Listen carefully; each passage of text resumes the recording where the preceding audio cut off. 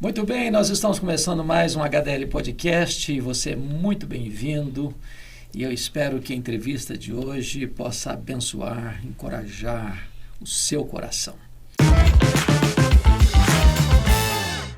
Estamos recebendo hoje aqui uma pessoa muito querida, um amigo pessoal, um homem de Deus. Estamos recebendo aqui hoje Reverendo Rodrigo Leitão. Seja bem-vindo, reverendo. Que privilégio ter o senhor aqui. O privilégio é todo meu, reverendo Hernandes. Uma alegria estar aqui, né, em Luz para o Caminho, participando do HDL Podcast, né? E me sentindo em casa aqui já. Você é de casa. O reverendo Rodrigo Leitão, ele é hoje professor do Seminário Presbiteriano do Sul em Campinas. Ele é o executivo da Agência Presbiteriana de Evangelização e Comunicação e também o plantador de uma promissora igreja aqui em Campinas, a Igreja Metropolitana. Isso mesmo. É uma grande bênção ter você aqui. Como diz minha esposa, né? Meu marido tem 3 empregos, né? Vamos conversar um pouquinho, Rodrigo, sobre a questão das ferramentas importantes que nós temos hoje, das mídias sociais, no que concerne o uso dessas ferramentas para o evangelismo. Conta um pouquinho para nós a sua visão da importância disso e como você pessoalmente tem usado isso para proclamar o evangelho. Joia, reverendo. Eu acho que é um grande desafio, né, para a gente olhar, né, para esse ambiente digital. Afinal de contas, nós entendemos que ali você pode ter alguns perigos, isso é uma realidade, mas também nós encontramos muitas oportunidades, né? Pensando hoje no meu papel ali junto da Igreja Presbiteriana do Brasil, na agência, né, de evangelização e comunicação, um olhar, né, mais intencional para isso tem trazido para a gente resultados bem interessantes, né? Seja a presença em mídias sociais, né, como antes no Facebook, agora mais no Instagram, com os vídeos no YouTube, você consegue essa possibilidade de um alcance que antes ele era muito restrito, né? Porque se a gente fosse pensar em um alcance a um grande público, isso se dava basicamente no Brasil, por meio, ou no mundo todo, né, por meio da televisão aberta, o que a gente sempre teve um pouco mais de dificuldade por conta dos próprios custos disso, né?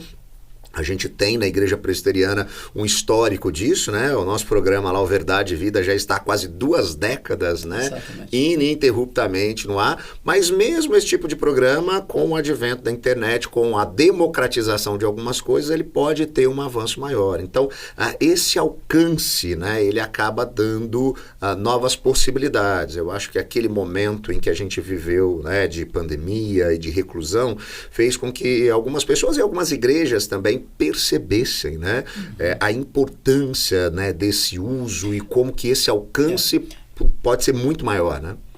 Com a chegada da pandemia, 2020, né, 2021, muitas igrejas estavam despreparadas, porque talvez não acreditassem na importância, na relevância, na urgência até de usar essas ferramentas. E se hoje, por exemplo, você pudesse dar um conselho para um jovem pastor que está começando o seu ministério, que conselho você daria nessa área dessas ferramentas das mídias sociais? O que você diria para ele, a importância disso? Primeiro, eu diria, seja intencional, né? A intencionalidade em realizar, em fazer algumas coisas, ela é importante. E mais, né, a periodicidade e a constância é o que fazem a diferença, né, reverendo, nesse tipo de ambiente. Nós temos hoje em dia, lá nos canais da Igreja Presbiteriana do Brasil, uma devocional diária onde eu faço a leitura, né, do nosso Cada Dia. A gente faz essa gravação aqui na LPC e eu me recordo que quando a gente começou a fazer essas postagens, a gente tinha um número de visualizações limitado, às vezes de 4, 5 mil visualizações, e quando a gente começou a deixar bem claro que isso estaria ali, né, todos os dias, e a gente está fazendo isso há 5 anos, isso toma uma proporção estratosférica de bater 40, 50, 100, em alguns casos, né, 120, 150 mil visualizações. Por quê? Porque as pessoas começam, né, a se acostumar com aquilo, saber que naquele dia, naquele horário, aquilo vai estar lá. Então, essa questão da intencionalidade, da constância é muito importante. Então, a primeira dica é não se desanime, porque Porque né, hoje em dia o pessoal acha que as coisas vão acontecer né, da noite para o dia. Então eu vou postar um vídeo e amanhã ele vai viralizar e a minha igreja e o meu ministério, ele vai estar ali nas mídias sociais. As coisas não funcionam assim. Tudo na vida você precisa né, de perseverança, de persistência. Esse é um aspecto. Outra dica que eu daria, né, principalmente quando a gente pensa disso atrelado né, à igreja local, às mídias da igreja local, pense além de colocar lá nas mídias sociais um mero boletim da igreja. Eu acho que esse é um dos grandes problemas das igrejas, pastor Hernandes, porque elas usam esse ambiente digital como extensão do boletim. Então, eu vou avisar aqui o que cada sociedade, cada força de integração vai fazer, e é um interesse muito limitado. Eu conversava com uma pessoa até muito esclarecida, uma pessoa que tem uma projeção internacional há pouco tempo, e ele fazendo uma crítica ao uso, por exemplo, da transmissão do culto ao vivo. Dizer, não, mas não deve ser isso, não deve usar, porque aí você vai levar a sua membresia a ficar acomodada, vai querer participar do culto lá no seu sofá, e não vai querer igreja. E eu percebi que aquele irmão estava desconectado da realidade, na minha visão. Porque na cabeça dele, ele estava usando aquela ferramenta para a comunidade que ele era pastor. Exatamente. Quando, na verdade, você tem janela aberta para o mundo. Qual a sua visão sobre isso? É exatamente essa ideia. Mesmo nas postagens, né, a gente costuma olhar para o nosso ambiente ali digital da igreja local e entender que ele é uma ferramenta que a gente tem né, para a expansão do reino, né? Não apenas né, para poder falar com os nossos membros. Então, quando a gente tem ali uma produção de conteúdo diária, de devocionais, elas vão abençoar os nossos membros? Claro que vão. Mas elas vão abençoar pessoas, muitas vezes, que nunca nem tiveram contato com o Evangelho. Quando a gente coloca né, aqueles chamados drops, aqueles trechos né, de um sermão, onde você tem né, parte de uma mensagem, aquilo vai abençoar as pessoas da igreja, mas vai além.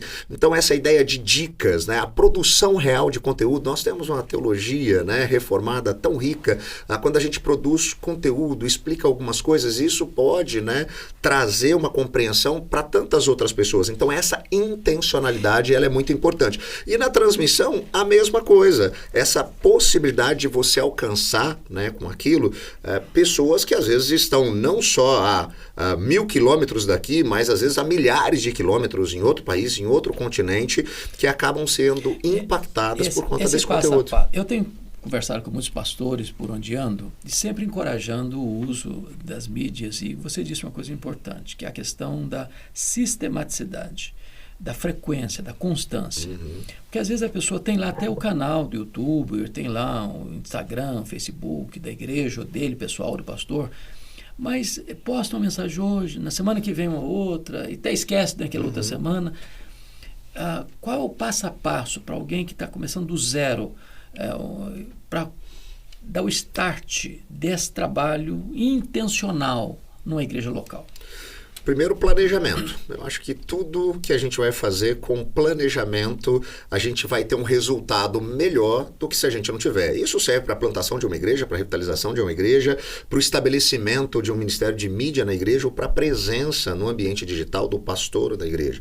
E, num primeiro momento, a gente tem que entender, ok, quais são as limitações. Então, não dá para a gente tentar abraçar o mundo. Eu costumo dizer que, às vezes, a igreja ela vai começar e fala assim, então, e aí eu vou fazer esse vídeo para o YouTube, esse vídeo para o Instagram, vou fazer essas postagens para o Twitter e vou fazer isso. E ele não consegue uma semana cumprir aquilo ali porque ele não tem perna para aquilo. Então, assim, qual é a sua realidade? Entendendo a sua realidade, vamos fazer um planejamento. O que né, nessa intencionalidade é interessante? A gente consegue fazer só isso? Então, faça só isso. Quando eu, lá em 2016, fui convidado pela Igreja Presbiteriana do Brasil né, para cuidar da área ainda de coordenação né, da comunicação da IPB, a gente tinha uma presença muito tímida no ambiente digital. A gente tinha, na ocasião, Facebook, que era né, a rede social vigente na época, com o maior número de procura, que tinha uma busca muito pequena. A gente tinha 19 novas curtidas, eu lembro desse número, né, durante o ano de 2016, na página da nossa instituição. Nós tínhamos um site antigo, que eu brinco, ele não tinha nenhum administrativo, tudo que a gente precisava mudar era na unha. A atualização na rede social, ela acontecia a cada 3, 3, 4 meses, e a gente não tinha naquela época recursos dotados para isso. A denominação até podia ter recursos, mas especificamente para isso não tinha. Como que no meio do ano você muda orçamento? Não tinha como. Então, o que nós começamos a fazer? Nós começamos a fazer aquilo que a gente podia fazer. O que nós podemos fazer? A gente consegue fazer todo dia. Postar uma imagem com versículo bíblico. Isso a gente consegue fazer todo dia? Consegue. Consegue programar para isso, sair cedinho pela manhã, todos os dias? Consegue. E a gente criou, né, uma postagem chamada Bem de Manhã. A gente colocava um versículo e uma imagem, lá nos idos de 2016. Reverendo, eu fui perceber que esse negócio teve um impacto tão gritante ano passado, em ocasião que uma ferramenta, depois da gente já ter, né, crescido bastante, desenvolvido muito, uma ferramenta que a gente usava de programação, deu um problema e a postagem que era para entrar às 6 horas da manhã, ela não entrou. Quando deu 8 horas da manhã, no nosso escritório lá na PECOM, a gente tinha um monte de ligação, a gente tinha, sem brincadeira, cerca de 80, 90 mensagens, né, nos directs, né, das redes, de pessoas e igrejas perguntando, cadê a postagem? Porque eu uso aqui, eu reposto na minha igreja, eu reposto nas minhas redes. Por quê? Porque eles se acostumaram que todos os dias, né, aquilo entraria ali. Então não é a questão de falar, eu preciso primeiro ter muitos recursos, uma câmera boa ou uma estrutura. Não, você precisa ter um compromisso com constância. Faça aquilo com constância e aquilo vai tendo um desenvolvimento. E gradativamente você vai conseguindo melhorar aquilo que você entrega. Dentro dessas prioridades, eu tenho dito para as pessoas, às vezes me perguntam assim, pastor, se você fosse começar o seu ministério, hoje estou com 42 anos, o que você faria? Eu investiria, primeiramente, numa qualidade de som de excelência. Uhum. Eu investiria na captação da melhor possibilidade de imagem. Uhum. E na maior e mais abrangente transmissão disso. Porque você também roda por aí afora, às vezes você tem igrejas que têm até condições boas de recursos, mas o serviço de som é sofrível. A captação de imagem, sofrível. Então, se nós queremos e entendemos aquilo que você colocou no início, para mim é muito importante, a pessoa tem que ter intencionalidade. É ministério, isso é um ministério. Se é ministério, como você fazer visita pastoral, você preparar o seu sermão, você administrar, aquilo tem agenda no meu coração, eu tenho dedicação de tempo, de recurso, de pensamento, de investimento. E penso que se o conteúdo que eu estou passando, ele fica muito aquém da realidade, eu vou avançar, mas vou avançar devagar. Se eu faço investimento e faço com excelência, eu vou avançar com mais rapidez. E aí, reverendo, com essa intencionalidade, quando a gente fala, por exemplo, né, da plantação de uma nova igreja, ela pode ter essa intencionalidade ainda mais efetiva. Uhum. Por quê? Eu costumo dizer que uma igreja que nasce agora, que está sendo plantada agora, ela é uma igreja já nativa digital. Uhum. Então, ela já pensa... Já nasce com esse DNA. Quando ela pensa na sua estruturação ministerial, ela já pensa nisso, porque ela percebe essa importância. Uhum. Então, algumas pessoas, né, perguntam, você está com uma igreja aí que está funcionando há 1 ano, mas você tem um número de, né, seguidores na igreja lá, nas redes sociais, muito maior do que igrejas que estão há 100 anos, né? Como é que você fez isso? Não, é uma intencionalidade desde o início, como essas igrejas, elas têm ali, né, recursos que ela, para as mais variadas áreas que ela acha importante, e são, mas estão fazendo isso há muito tempo, a gente já começa dizendo, isso é tão importante quanto. Uhum. Então, nós precisamos dotar recursos para isso, seja para um bom equipamento, né, seja para uma boa edição, para que a gente possa ter, né, um material de qualidade. Ou seja, a gente já se antecipa nisso, e principalmente hoje, reverendo, porque eu diria que foi-se o tempo onde as pessoas, elas passavam na frente da igreja e elas, né, associavam aquele endereço físico, eu vou vir aqui porque eu vi a fachada, não que isso não seja importante, mas se você colocava uma igreja muito escondida, era mais difícil de você, né, ter pessoas chegando, porque elas não... Hoje isso mudou. Hoje, se você tem uma presença midiática, onde você está ali sendo, né, visualizado, mesmo que geograficamente você esteja distante, ou você esteja num lugar que ele não seja tão aparente, as pessoas vão chegar. Por quê? Porque você está sendo visto, né? É uma maneira diferente. Você está, né, tendo uma outra dinâmica. Com né? isso você está dizendo uma coisa que para mim é muito importante hoje na conscientização de líderes, pastores, líderes, é de que as mídias sociais hoje são a fundamental ferramenta, instrumento para o evangelismo, para a obra missionária. Não é isso? Você não está hoje apenas se endereçando a uma comunidade, a uma cidade, a uma região geográfica.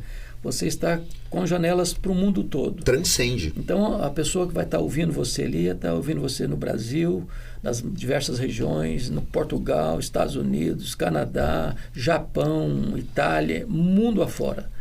E às vezes, Reverendo Hernandes, as pessoas questionam isso, porque elas falam assim, mas eu preciso, não adianta eu alcançar lá, mas a igreja local assim, ela não vai crescer, porque eu estou atingindo pessoas de fora e eu preciso pessoas ali da minha redondeza.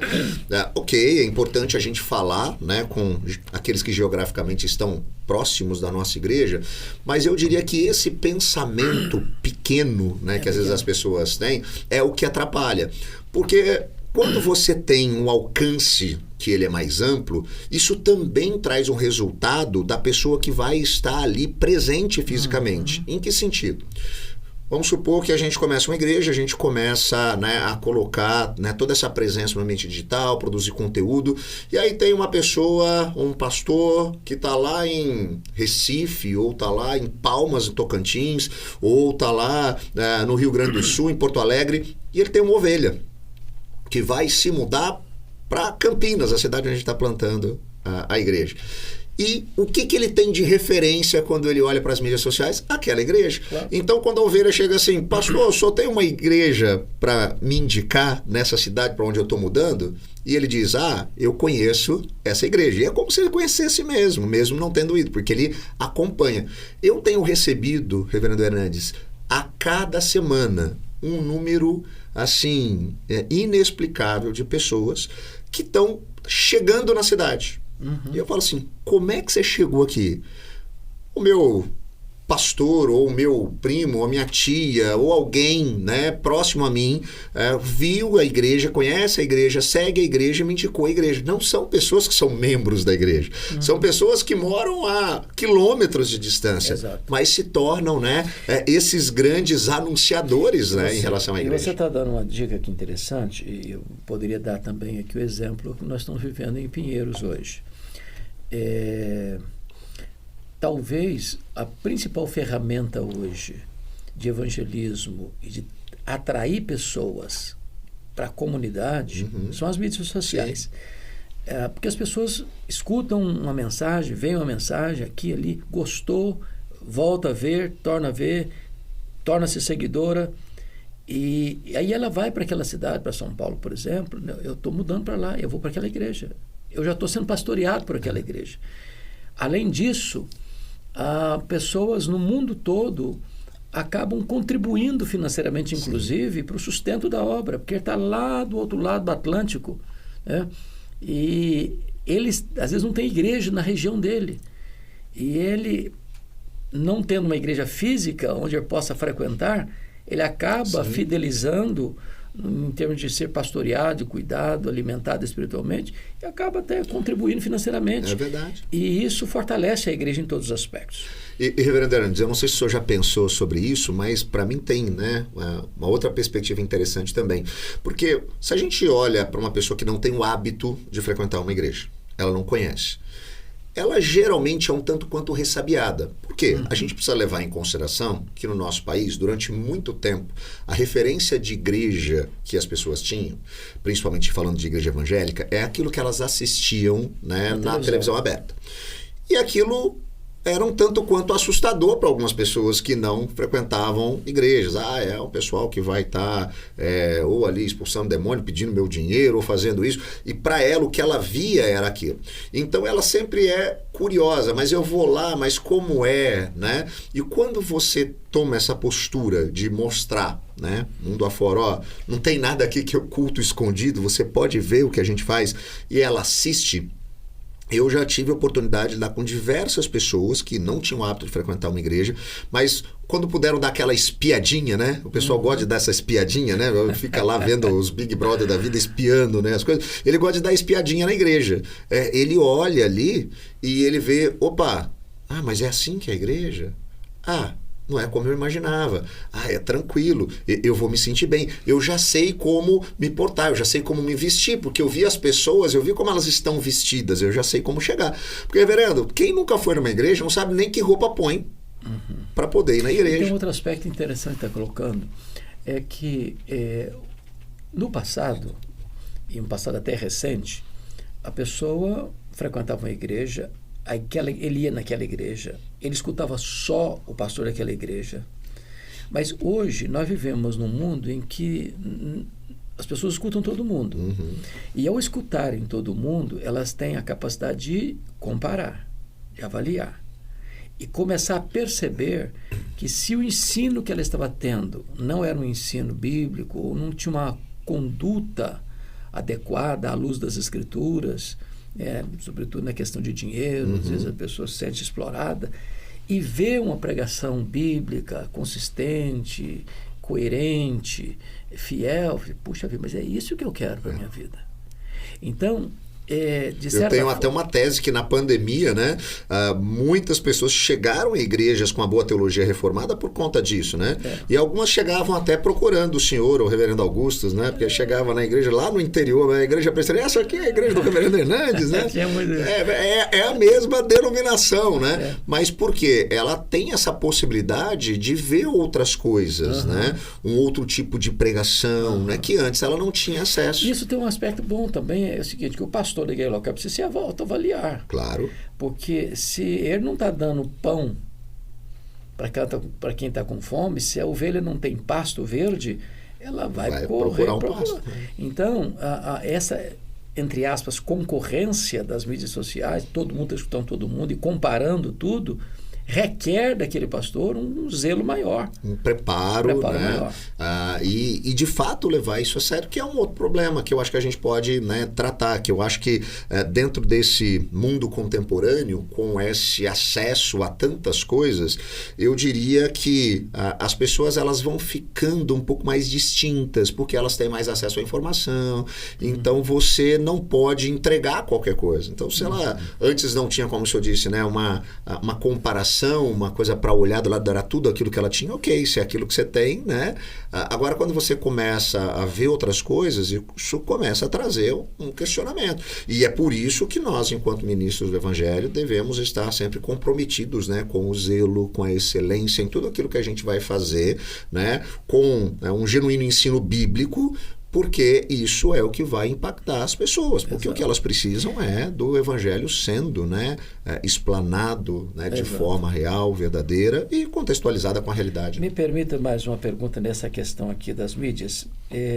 Jesus, no seu sermão profético, diz que o Evangelho do Reino será pregado em todo o mundo, então virá o fim. Então, uma das agendas da escatologia é que este Evangelho precisa ser anunciado, né, em todas as etnias, e combinando isso com Apocalipse 5, versículo 9, que Jesus foi morto, o Cordeiro de Deus foi morto, para comprar com seu sangue os que procedem de toda a tribo, raça, povo, língua e nação. Qual é a importância decisiva dessas mídias para o cumprimento da grande comissão? Como se encaixa dentro da questão escatológica que Jesus estabelece em Mateus 24:14? Existe um aspecto bem subversivo, né, das mídias, porque elas alcançam, né, às vezes, lugares onde dificilmente a gente conseguiria chegar, né, com um missionário ou, né, em uma outra iniciativa, vamos dizer assim, né, mais comum. Então você começa a ter, né, não só essa possibilidade de alcançar pessoas próximas, pessoas um pouco mais distantes, mais dentro daquela cultura, mas isso transcende algumas barreiras até mesmo culturais. É fascinante quando a gente vai olhando, né? E hoje, né, a gente tem acesso a ferramentas, né, dentro do ambiente digital de análise, né, muito acurada aonde que essa mensagem está chegando, e você começa a ver, opa, esses países aqui são países fechados, no sentido de você teria uma dificuldade, inclusive, de ter enviar um missionário para ali. Mas você vê que há, de alguma maneira, uma procura intensa nessas regiões. Então, eu acho que essa possibilidade, né, Brendo Hernandes, ela é sensacional. É aquela coisa, né, do alcance que você não imagina, né? Quando você está fazendo ali, é o que eu digo para pastores, assim, não desanime porque você acha que tem pouca gente quando você está pregando ali diante de você, ou quando você está postando e parece que não tem o número de visualizações, porque você não sabe aquilo aonde pode estar chegando, né? Então são coisas que ela vai além, ela transcende a nossa expectativa, porque às vezes em um lugar muito distante, alguém pode ver, alguém pode ser impactado, transformado por uma mensagem que nesse período agora da invasão da Rússia à Ucrânia, e está se arrastando até hoje essa problemática, né? Logo no começo, há um empresário que frequenta a Igreja de Pinheiros, que é russo, e ele fez um aporte de uma oferta de R$70 mil só para implementar as mensagens em russo, porque nós estamos legendando sermões em várias línguas, inclusive russo. E foi curioso que o resultado disso foi que milhões e milhões de pessoas na Rússia e na Ucrânia, que também fala a mesma língua, ouvindo a mensagem. Uau! Então, vamos dizer, melhor do que você enviar um missionário para lá, você está tendo janelas abertas para comunicar àquele povo o Evangelho. Então, para a gente fechar, como diz o Jeremias Pereira, que nós temos um programa Sala de Prosa, e às vezes na cabeça dele fala, você vai dar 3 marteladas. Na cabeça dele as marteladas estão prontas, na sua ainda não. 3 marteladas aí, como é que a pessoa pode investir nas mídias sociais, para a gente fechar esse assunto de mídias sociais aqui. Joia. Então, como eu falei, a primeira coisa da intencionalidade, né? Estabeleça isso na sua igreja local. Mas, pastor, eu não tenho pessoas ali tão capacitadas, a gente não tem tanto recursos. Com aquilo que você tem, é possível começar, né? Estabelecer o ministério de mídia na igreja não é simplesmente ter ali pessoas que são da área do design, da edição de vídeo. Às vezes, uma pessoa que você nem imagina pode ser muito importante para esse ministério. Por exemplo, o que é fundamental? É o conteúdo. Então você tem às vezes aquele senhor ou aquela senhora que nem ligar o computador direito sabe, né? Se bem que hoje em dia senhores e senhoras lidam muito bem com as mídias sociais. Mas ele está ali, né, assistindo o sermão e ele tem o hábito de anotar os pontos principais do sermão, as frases, né, de efeito que o pregador teve ali naquele dia. Opa! Isso é conteúdo interessante para você divulgar. Você pode pedir para essa pessoa, você pode anotar os pontos do sermão, você pode anotar algumas frases, algumas coisas. Olha só, uma pessoa que nunca imaginou que poderia participar de um ministério, né, de mídias, ela pode ser muito útil. Então, essa questão da intencionalidade, vá na direção das pessoas, estabeleça isso. A segunda coisa, eu já disse, né, é a questão da constância. Né? Seja constante, faça uma agenda, faça um planejamento e siga esse planejamento. Né? Mesmo que em um primeiro momento você não veja resultados, né? Persista, né, nessa direção para que você possa, né, ter esse alcance. Então, seja intencional, né, seja perseverante e faça isso com muita excelência dentro das suas possibilidades. Não é uma coisa a ser feita de qualquer forma. Às vezes a gente tem, né, um desprezo com algumas dessas coisas, né, na igreja que me entristece. Né? A gente faz, né, isso aqui, aí algumas pessoas, não, mas é para Deus, ele está vendo o coração. Sim, mas exatamente porque é para Deus, a gente tem que fazer com toda a excelência. E excelência não tem a ver simplesmente com muitos recursos, com muito dinheiro. Se você faz algo muito bem feito, e hoje a gente tem tanta possibilidade, Hernandes, é muito diferente no passado que você precisava ter, por exemplo, para estar na televisão, muitos recursos, né? Não só, né, para poder colocar aquilo lá na grade de programação, mas para produzir. Hoje não, hoje nós temos, né, com o equipamento do smartphone a capacidade de você começar a produzir algumas coisas de edição e tudo mais. O que você precisa é fazer com zelo. Então, vá, né, se aprofundar nisso, assista, né, hoje no próprio YouTube, nas mídias, né, alguns tutoriais, como você pode fazer isso, né, melhor. Né? Traga pessoas para perto que possam te ajudar a fazer isso. Né? Então, siga nessa direção. Eu tenho conversado com muitas pessoas no seguinte sentido. Escolha 10 igrejas no Brasil que as coisas estão acontecendo. Seja nessa área da mídia, seja na área do crescimento da igreja. Vai lá aprender. Porque às vezes a gente pensa que ninguém tem nada para nos ensinar, que eu já sei tudo, que eu sei o que eu quero, o que eu faço. E a gente fechou essa porta do aprendizado, cessa também a via do ensino. Então tem muita gente que já passou pelas as etapas e já pode nos ajudar a não precisar enfrentar os mesmos problemas que eu tive que enfrentar, porque não tive ninguém para me tutoriar, para me mentorear. Esses dias eu estava... É uma igreja que eu prego todo ano, de um grande amigo, pastor Gessé Góes, pastor da Assembleia de Deus, Ministério Canaã, em Fortaleza. É o maior templo da Assembleia de Deus do Nordeste. E aí eu vi uma coisa nova, diferente. Falei, gente, que legal. A igreja tem um canal do YouTube da igreja, o canal do YouTube do pastor Gessé, o canal do YouTube do pastor Davi Góes, que é o filho dele, e a transmissão do culto ao vivo nos 3 canais. Vamos dizer, às vezes... Ele amplia o alcance dele. Tem um alcance... Tríplice. Coisa simples, mas que eu não tinha visto ninguém fazer ainda. Eu achei fantástico, porque em vez de alcançar no culto que tinha média de 8, 9 mil, está alcançando 14, 15, 16 mil. Por quê? Porque está com 3 ao mesmo tempo. Tranquilo fazer. Então, se a gente aprende com os que estão em campo, a gente evita erros e otimiza o tempo e recursos e resultados. Bom, vamos falar um pouquinho de evangelismo. Você fez o seu mestrado lá nos Estados Unidos nessa área de plantação de igrejas, né? Ligado à evangelização. Qual a importância hoje de uma igreja ter, ou de uma pessoa que está nos acompanhando, paixão evangelística? O que é isso? Esse negócio morreu, existe... É possível, é viável? Como é que é isso? Reverendo, eu acho que assim, né, quando a gente perde isso, a gente começa a ver efetivamente na vida da pessoa e da igreja, né, que ela está caminhando, né, para um lugar muito complicado. Se você está falando de uma pessoa, eu estou falando de, né, você ter uma esterilidade espiritual. E se a gente está falando para a igreja, isso também é uma realidade, né? Porque a natureza da igreja é a missão. Né? Nós somos comissionados, né, a viver e a pregoar o evangelho, né, onde nós fomos, com atitudes e palavras. Né? E eu diria que no nosso tempo isso ainda é mais intenso, no sentido de que se a gente não tem mais aquela dinâmica racional, positivista e cartesiana, né, de um mundo moderno, onde você apresentava meramente conceitos e as pessoas diziam, ok, esse conceito faz sentido, eu vou seguir esse conceito.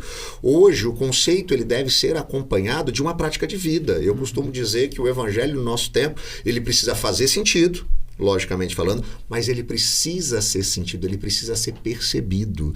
Né? Então essa paixão evangelística por compartilhar do evangelho, por viver do evangelho, isso é fundamental. E eu costumo dizer que muitas vezes algumas igrejas estão padecendo por causa disso e a culpa claro, também está ligada à liderança, porque uma igreja é apaixonada por aquilo que o seu pastor, a sua liderança é apaixonada. Então se você não tem uma liderança apaixonada pela evangelização, pela pregação do evangelho, não tem nem o compromisso com a pregação do evangelho, porque tem uma coisa interessante, eu lembro que logo no início do meu ministério, reverendo Hernandes, eu estava em uma daquelas conferências que a gente, né, quando o jovem pastor fica empolgado, e naquela ocasião o reverendo Randy Pope, que é pastor de uma igreja na região de Atlanta, nos Estados Unidos, plantador da igreja Perímetro, uma igreja muito envolvida com o discipulado, ele estava falando, ele tinha ali um flip chart, sabe, aqueles cavaletes atrás dele desenhando, então ele era maravilha, e ele desenha ali, né, uma pessoa, ele diz, olha, as pessoas estão vivendo a vida lá de fora das nossas igrejas e elas têm um vazio muito grande. A gente sabe o que é isso. Eclesiastes 3:11 diz que o próprio Deus colocou no coração do ser humano o anseio pela eternidade, mas o ser humano não entende muito bem o que é isso. Então ele passa a buscar obstinadamente o sentido da vida num monte de coisa, né? No sucesso, no prazer, no dinheiro, nos relacionamentos, e ele se frustra. E aí, ele faz um desenho, né, à frente assim da cruz, mas se o nosso anseio é pela eternidade, Jesus é aquele que tem palavras de vida eterna. Quando a gente se depara com o Evangelho, quando o Espírito Santo nos convence do pecado, da justiça e do juízo, isso faz todo sentido. Nós agora enxergamos o mundo de uma maneira diferente. Mas o evangelho é algo simples, né, Reverendo Hernandes? E é para ser mesmo. E aí muitas vezes a gente se acostuma a ele. Eu me lembro de uma frase de uma poetisa mineira chamada Adélia Prato. Certa vez ela disse assim: de vez em quando Deus me tira a poesia. Eu olho para uma pedra e tudo que eu vejo é uma pedra. Poeta que é poeta escreve sobre qualquer coisa, até sobre pedra, né? Já visto tinha uma pedra no meio do caminho. Mas ela disse que às vezes tudo se torna rotineiro e perde o encanto. A sensação que eu tenho é que muitas vezes isso acontece com a gente em relação ao evangelho. A gente olha para o evangelho e a gente diz: é só o evangelho. Essa é a história de que Deus fez tudo de maneira perfeita, mas o ser humano buscando a autonomia, virou as costas para Deus, né? Mergulhou no caos, né?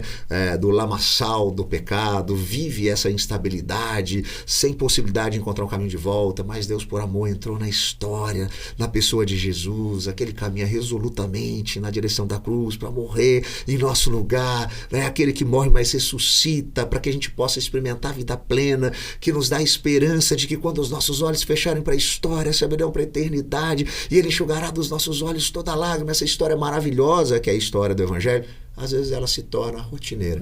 E às vezes a gente acha que precisa de outras coisas, né? Então eu começo a olhar para algumas pessoas, alguns pastores, alguns líderes, e aí eles buscam uma pseudo-profundidade, coisas do tipo assim, né? Qual é a classificação geológica que tinha a pedra que Davi usou para acertar a cabeça de Golias, né? Ou a gente fica lá, né, fazendo aquelas contas matemáticas diante do Apocalipse, né? E aí a gente soma, subtrai, né? E aí a gente fica que nem uma besta tentando achar a besta, né? Então a gente começa a ir para alguns lados e deixa de lado a essência do Evangelho. Você está levantando uma questão que é identificada de pessoas que, à medida que caminham na vida cristã e tem trecho rodado, tempo vivido, cair na rotina e perder o entusiasmo do primeiro amor. Parece-me que os novos convertidos têm fogo no coração, querem trazer a família, trazer os amigos, têm amigos e querem buscá-los. Aí a pessoa passa 5, 10, 15, 20 anos na igreja, não tem mais nenhum amigo fora da igreja. Sim. Aquilo virou uma rotina. A gente costuma dizer, Reverendo Hernandes, que a eficiência na evangelização ela é inversamente proporcional ao tempo de igreja. Quanto mais tempo ele tem de igreja, mais ineficiente ou ineficaz ele é. Quanto menos tempo, mais eficiente ele é na evangelização. Como reverter isso?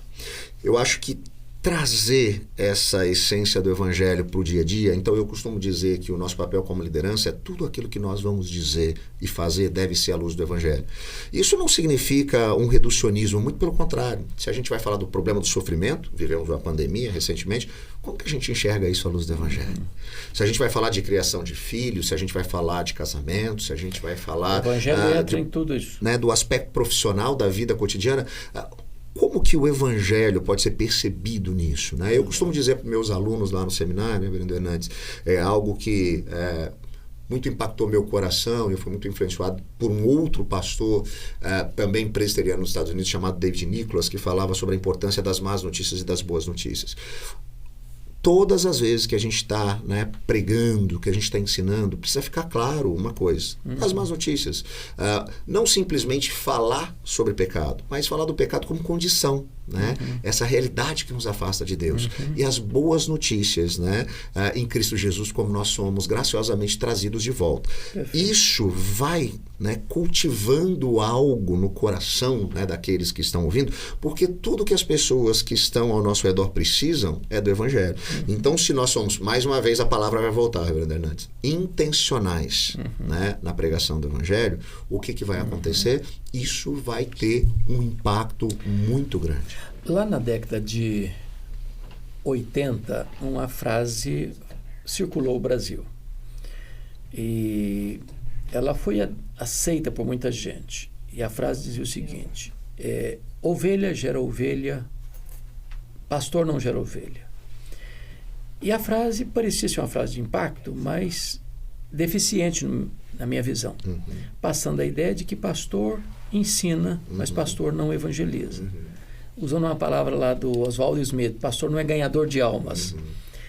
E você disse uma coisa no início aí, para mim, muito marcante. A igreja é um reflexo do seu pastor. Claro que é. Se o pastor é um camarada entusiasmado, se o pastor é um indivíduo que usando uma linguagem bem brasileira, tem sangue nos olhos e faca nos dentes, essa igreja vai aprender com ele, vai olhar para ele, vai imitar a ele, essa igreja toda vai respirar essa paixão. Mas se o camarada, a igreja olha para o pastor, ele é apático, está tudo bem. Um pastor que não tem um caso para contar no púlpito de ilustração de alguém com quem ele conversou, que ele evangelizou, que ele está se encontrando, que ele está discipulando, que ele está experimentando algo novo na vida dessa pessoa, vai gerar uma igreja que não tem comprometimento com isso, acha que não é para ela. Então é fundamental para que a gente mantenha, né, essa chama acesa na igreja, é que ela esteja acesa também no coração daquele que está à frente. Então, aquilo que eu costumo dizer, né? Não dá pra gente falar de revitalização de igreja sem antes a gente falar de revitalização do ministro, né? Do ministro. O coração dele precisa ser revitalizado. Você está me lembrando uma frase do Moody. Perguntaram um dia para o Moody assim, Moody, como é que começa um avivamento na igreja? Ele respondeu assim, acende uma fogueira no púlpito. Porque se o pastor for graveto seco a pegar fogo, até linha verde vai começar a arder. Então, passa pela liderança, passa pelo ministro. Me permita fazer uma colocação agora num outro âmbito para nos ajudar.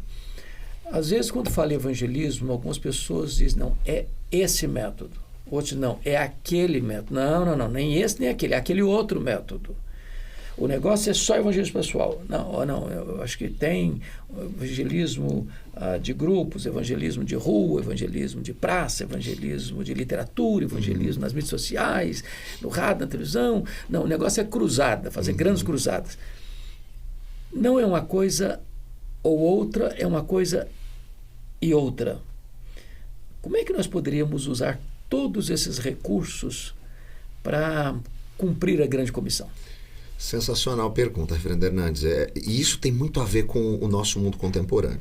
Porque essa questão, né, da gente estabelecer isso ou aquilo, olhar para métodos, ele tem a ver, talvez, com um momento até mesmo histórico, como eu disse há pouco, né, de uma visão um pouco mais cartesiana, positivista e racional, que é muito sistematizada.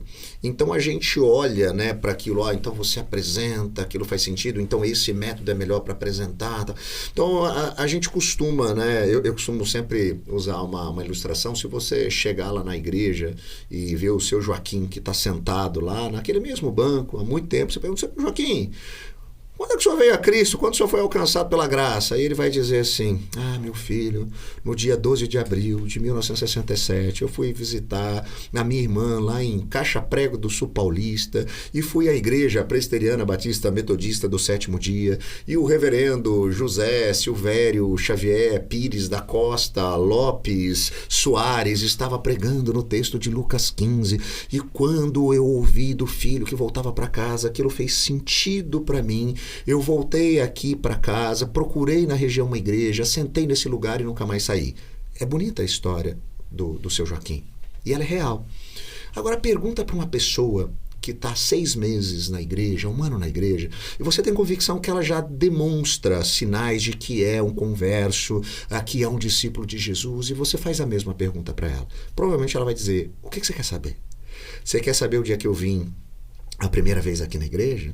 Ou você quer saber o dia que eu comecei a fazer aquela classe, e no meio presbiteriano tem um nome estranho, é catecúmenos? Ou o dia que eu fui batizado? Ou você está perguntando do dia que eu liguei a televisão, num sábado de manhã em casa, e aí eu vi um senhor muito simpático, com cabelo grisalho, falando num programa, negócio da vida, da verdade da vida. Ou você está perguntando daquele dia que o meu vizinho me deu um caderninho, um livrinho pequenininho, que tinha uma mensagem para cada dia, como é o nome dele? Cada dia. Do que você está perguntando? O que você quer saber? Porque para ele tudo isso é um processo que o levou aonde ele está. E é isso mesmo. No nosso mundo contemporâneo, a gente precisa entender que esse processo, né, ele é uma realidade e muitas vezes as pessoas elas não conseguem nem destacar um momento específico, porque para elas é o conjunto de uma obra. E biblicamente falando, reverendo Hernandes, é assim mesmo, porque Deus está nos conduzindo na direção da maturidade, então ele vai trazendo à luz do evangelho diversas coisas. Então eu sempre digo, tudo isso é importante. entregar um panfleto hoje não é mais eficiente.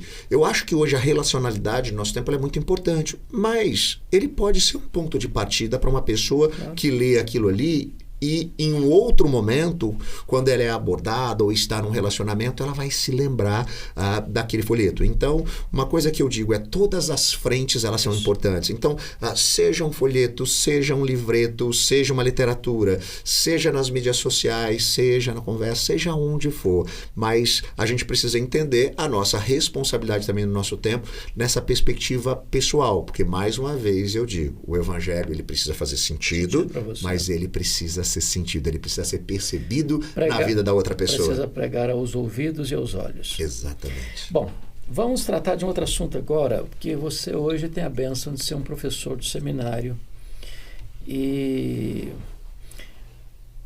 o entendimento que eu tenho, me corrija se eu estiver errado, se você me perguntar assim, você se lembra da aula tal, do professor tal, do dia tal?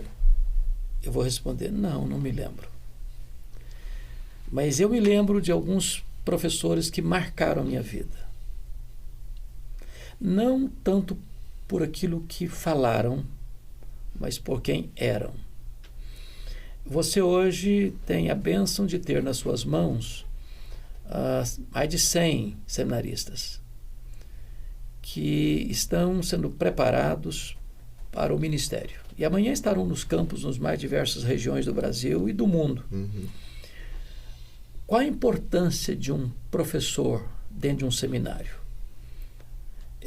Ensinando uma matéria, e você ensina uma matéria, duas matérias essenciais, que é evangelismo e homilética, que é a arte da pregação. Como é que você vê esse tempo na sua vida, esse privilégio na sua vida de você influenciar pastores? Primeiro com uma baita responsabilidade, né, reverendo? Porque quer ou quer não, quando você está nesse papel do mestre, né, ainda que no nosso tempo, às vezes a gente desconsidere um pouco isso em relação ao passado, onde se tinha, né, uma visão talvez um pouco até mais efusiva dessa personagem, dessa figura, mas é uma responsabilidade muito grande, porque você tem ali a possibilidade de dar alguns direcionamentos, né, e eu diria para o bem e para o mal, né, para um caminho e para outro. Então, é uma responsabilidade, né, muito grande. A outra coisa que o senhor disse, e eu acho que ela é fundamental, é essa importância de casar essas duas coisas. Não só aquilo que você está dizendo, mas aquilo que você está vivendo. Então, não adianta eu ensinar sobre pregação e eu não dar a oportunidade, né, dos meus alunos de verem aquilo que eu estou ensinando. Eu dizer para eles assim, vocês precisam pregar o evangelho, más notícias e boas notícias sempre. E eu não fazer isso. Eu preciso. Por quê? Porque eu sou professor de pregação. Eu sei que eles ouvem o que eu estou falando na sala de aula, mas eu sei também que meus alunos assistem depois as minhas pregações, né? Ainda mais hoje em dia que está disponível. Deixa eu ver se ele está pregando do jeito que ele ensinou aqui. E isso é para todas as áreas. Então é muito complicado um professor que às vezes ele vai ensinar de uma coisa que ele não vive ou que ele nunca viveu, né? Não dá para um cara que nunca plantou uma igreja ensinar a plantação de igreja. Não dá para um cara que nunca revitalizou uma igreja ensinar a revitalização da igreja. Não dá para um cara que não está versado em aconselhar pessoas ensinar aconselhamento.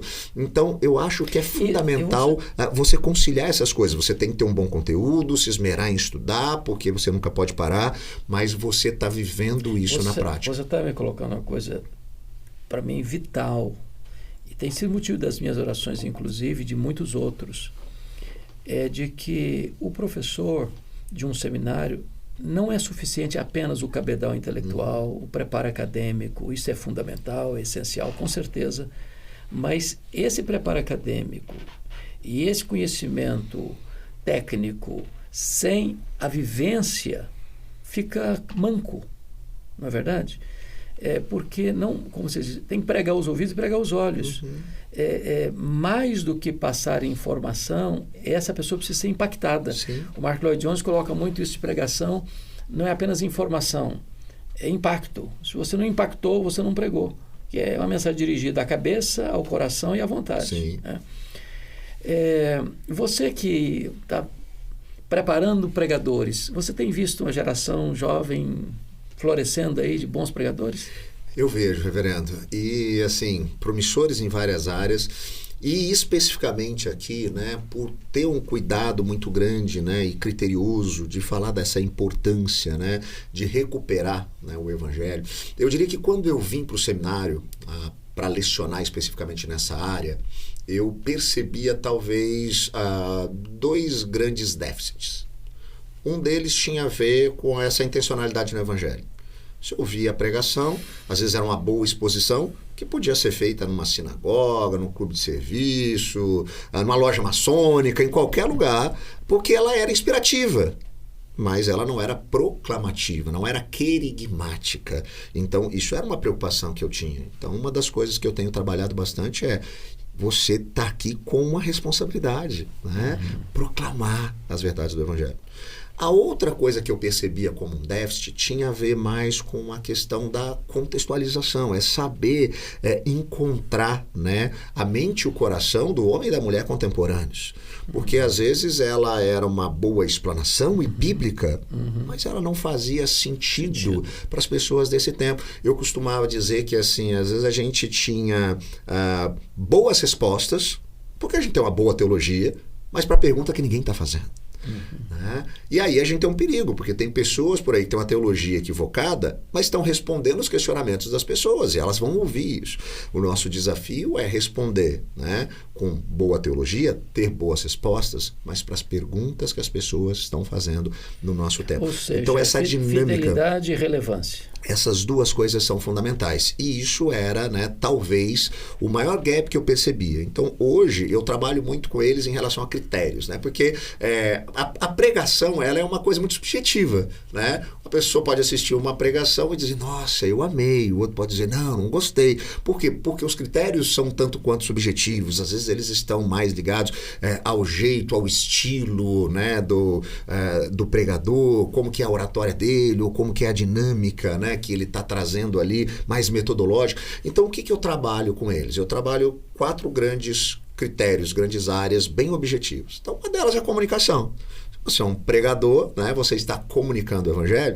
Então, eu vou olhar o seu gestual, a sua voz, né? Se você não está sendo monótono, se você não está tendo alguns erros gramaticais que vão gerar ruído ou qualquer coisa em relação a isso. Então, tudo aquilo que tem a ver com o seu gestual, com a sua dinâmica de voz, a sua comunicação como um todo, eu olho para isso. Eu falo, opa, isso é importante, a gente precisa melhorar isso, né, para o crescimento do pregador. E na comunicação, eu costumo olhar 2 coisas também, que é a introdução e a conclusão, porque eu falo que dentro da comunicação, quando você começa bem, ou seja, a sua capacidade de atrair, né, a atenção das pessoas é algo muito importante. E aí quando você tem, né, uma boa história, uma boa ilustração, ou perguntas instigantes que vão fazer com que a pessoa te acompanhe, isso é importante.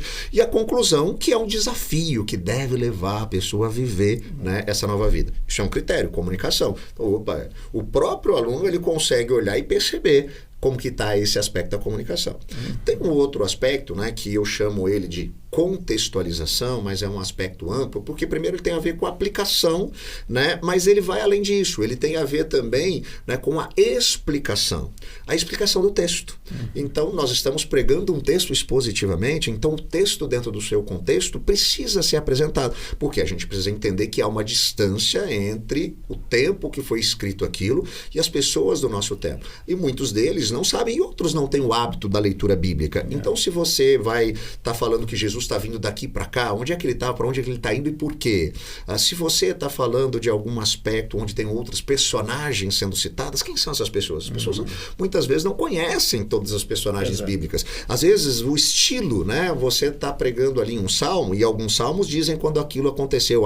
Davi estava sendo perseguido por Saul. Outros não, mas é um estilo literário que você percebe um tipo de paralelismo naquela poesia ou, né, uma estrutura quiástica onde aquilo que está no centro é o que importa. Então, trazer para as pessoas uma compreensão da explicação daquele texto é algo que eu avalio. É importante você entender isso. E outros 2 critérios dentro, né, desse aqui, né, dessa análise, é a sua capacidade de contextualizar com o nosso tempo, trazer isso, né, para o nosso tempo, e aí, né, fazer com que, se eu falo que é um denário, e eu simplesmente continuar repetindo isso, denário, mas não falar que era o trabalho de um dia, isso não vai fazer sentido. Então eu preciso contextualizar, eu preciso, né, fazer isso e, né, é uma aplicação aos nossos dias e depois à vida da pessoa e também, né, um desafio à missão. A pessoa deve ser desafiada a sair dali e fazer alguma coisa. Então esse é o segundo aspecto. Eu procuro sintetizar a pregação expositiva. Eu sempre comento isso quando eu dou palestra sobre esse assunto, de que a gente pode sintetizar em 3 verbos. É ler o texto, explicar o texto e aplicar o texto. Isso me lembra de um livro do John Stott, Entre Dois Mundos, onde ele diz que o sermão é uma ponte entre dois mundos, o texto antigo e o ouvinte contemporâneo. Exatamente. Se você não criou essa ponte, você informou, mas você não pregou. Exatamente. Bom, deixa eu só terminar esses dois que eu acho que é importante, né, para quem está ouvindo, e aí a gente vê esse critério. Então eu falei, né, dessa questão da comunicação e dessa contextualização, e 2 aspectos que eu acho que são importantes também. Um deles tem a ver, né, com a estrutura, porque aí é a parte mais metodológica, né? E aí não importa, ele pode ter uma opção. E aí se ele faz uma opção, a única coisa que eu quero ver é você está seguindo a opção, você está sendo, né, honesto com aquela opção que você seguiu, né? Porque, não, mas eu vou criar a minha própria estrutura homilética. Ok, né? Quando você for o Hernandes Dias Lopes, eu falo para eles, né? Se você quiser fazer isso, você pode fazer, mas até para poder criar sua própria estrutura, né, homilética, você precisa primeiro aprender aquelas que estão existentes, executar aquilo bem, para depois você, né, ter essa criatividade. E a outra questão é esse aspecto que eu já falei do Evangelho. É perceptível o Evangelho, a ponte para as más notícias e para as boas notícias. Então esses são 4 critérios objetivos que eu digo que eles mesmos, né, depois que escreveram ou prepararam o seu sermão, eles conseguem olhar e dizer, opa, ele atende, e aí a gente consegue olhar para a pregação, né, na hora da avaliação, que é uma questão subjetiva, com um olhar mais objetivo. Então, estabelecer critérios tem ajudado. E aí, eu digo para ele, se você se mantém dentro desses critérios e você mesmo olha, isso vai fazer com que você cresça bastante como pregador, porque você está aqui observando, né, grandes áreas que são fundamentais. Me parece, Rodrigo, que quando você examina as igrejas que crescem e aquelas que não crescem ou crescem muito pouco, a pergunta do Don McGraven lá, por que algumas igrejas crescem e outras não, você verá que 90% ou mais das igrejas que crescem têm um púlpito acima da média. Ou seja, que o pastor é uma pessoa que se dedica, se esmera na área da pregação. Então, nós queríamos fechar nossa conversa aqui hoje nesse aspecto. Qual é, na sua visão, a importância da pregação para o crescimento de uma igreja? Excelente, reverendo. Se a gente está dizendo, né, que, inclusive, né, o apresentar o evangelho ele é fundamental dentro do processo do todo, e isso vem prioritariamente do púlpito, isso é talvez o elemento imprescindível, né? As pessoas dizem, pastor Rodrigo, o senhor plantou uma igreja, está plantando outra, revitalizou uma igreja, e aí as pessoas veem alguns números, elas, né, dizem, teve um sucesso, qual é o pulo do gato, o que você fez? É claro que planejamento para a igreja, tudo isso é importante, e eu não estou negando nada disso, o aspecto espiritual, o aspecto estratégico, mas eu costumo dizer que, assim, uma fidelidade na pregação do evangelho no púlpito, ela é o ponto de partida. Porque, reverendo Hernandes, como o senhor disse, parece que isso é óbvio, mas isso não é uma realidade em muitas igrejas. E se você começa simplesmente com essa mudança, mesmo na revitalização de uma igreja antiga, você tem esse comprometimento, né, de pregar, né, focado no evangelho, né, com relevância, né, para o dia a dia da pessoa, à luz do evangelho, isso vai trazer um impacto. Por quê? O que o evangelho vai fazer? Ele vai chacoalhar a igreja. Ele vai confrontar pecado. E as pessoas vão mudar. Né? Ele vai trazer essa paixão evangelística, porque é a nossa missão. A gente tem que compartilhar o evangelho. Então vai fazer com que a pessoa queira convidar os amigos. Então ele movimenta tudo. Então um púlpito, né? O reverendo Tim Keller falava muito disso, né? Centrado no evangelho, né? Evangeliocêntrico, ele traz essa possibilidade de um desenvolvimento. Por quê? Porque isso acaba movimentando as estruturas da igreja, que agora ela volta à sua natureza. A natureza da igreja tem a ver com a missão de proclamar o evangelho. E isso, a partir do púlpito, é fundamental, porque a gente pode até falar, né, de evangelização, e às vezes as pessoas entendem a evangelização como um programa só fora, né? Então, a nossa igreja vai evangelizar para fora. Não, é a partir daqui do dia a dia, porque tanto aqueles que ainda não creem e não conhecem, quanto aqueles que já creem e conhecem, tudo que eles precisam é do Evangelho.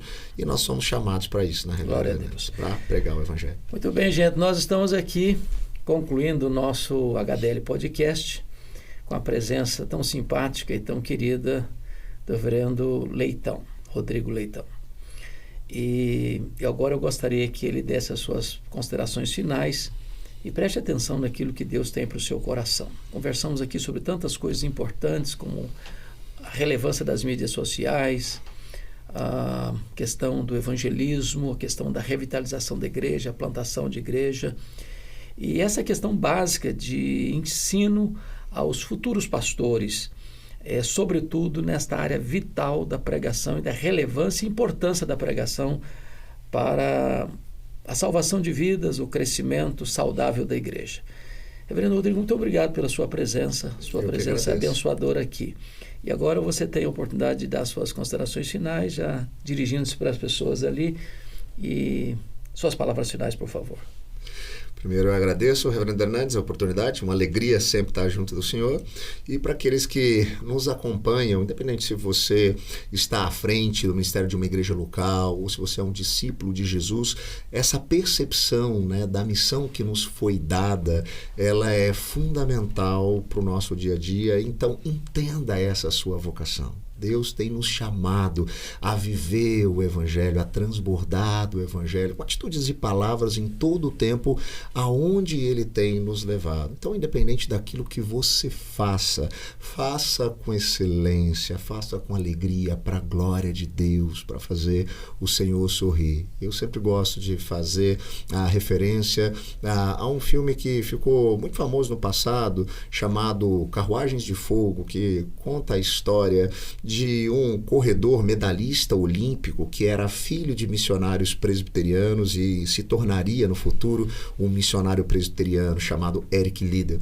E em um determinado momento do filme ele é questionado pela sua irmã sobre o porquê ele corria e ele então responde: Deus me fez veloz com um propósito e quando eu corro, Deus sorri. Que você possa fazer tudo com excelência, com alegria, com intencionalidade para a glória de Deus, para a expansão do reino e para a edificação da igreja, que o Senhor irá sorrir. Aleluia, glória a Deus. Obrigado, pastorzão. Alegria, viu? Muito bem, estamos encerrando então. Se você não se inscreveu no nosso canal, se inscreva aí, divulgue esta entrevista aqui para muitas pessoas, porque certamente as pessoas serão muito edificadas, como eu fui desse bate-papo aqui. Até breve, se Deus quiser. Um grande abraço.